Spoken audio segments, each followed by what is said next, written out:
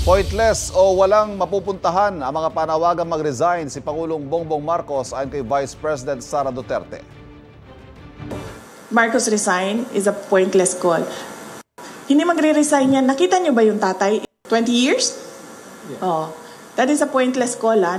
Tingnan niyo yung DNA niya na ayaw yan umalis ng pwesto. Sabi ng bise, hindi niya kailanman sinabihan ng Pangulo na mag-resign. Dapat daw gawin ni Pangulong Marcos ang kanyang trabaho na hindi nagagawa. Sabi ni Duterte, hiling niya sa Pangulo pumayag na sa hamong drug test at sagutin ang issue ng national budget. Dagdag pa ng bise, hindi sapat ang ginagawa ng Pangulo kontra katiwalian.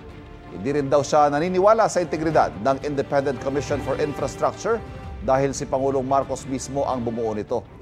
Sagot ni Palace Press Officer Undersecretary Claire Castro, puro salita at bintang lang ang bise. Nilalabanan na raw ngayon ni Pangulong Marcos ang corruption na hindi anya nagawa ng Duterte administration.